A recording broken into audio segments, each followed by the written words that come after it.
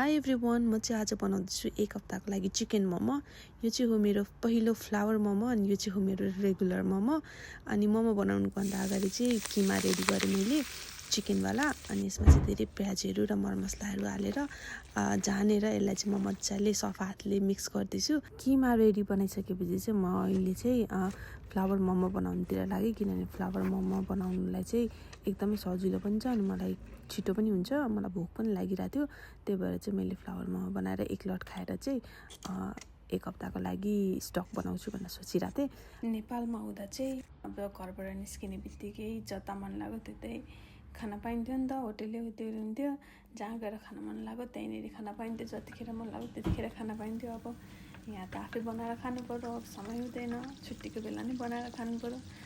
अनि त्यसैको लागि चाहिँ म एक दिन चाहिँ पुरै हप्ताभरि पुग्ने गरी मोमो बनाउँछु अनि हप्ताभरि खान्छु किनभने अब 2 दिन छुट्टी हुन्छ अनि एक दिन त मोमो बनाएरै जान्छ अनि एक दिन चाहिँ यताउति घुमेर नै जान्छ, घरको काम गरेर नै जान्छ।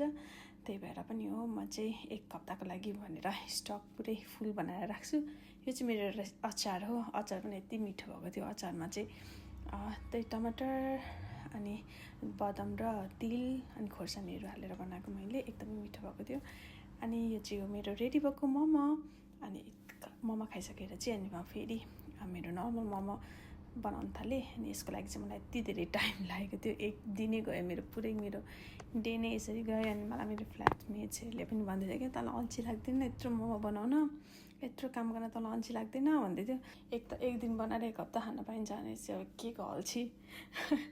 अनि मैले चाहिँ प्रायः मैले मोमो बनाउँदा चाहिँ म मेरो फ्ल्याटमेटहरूलाई दिइरहन्छु नि त, अनि त्यसको रियाक्सन चाहिँ यस्तो थियो क्या। I was about to treat yesterday.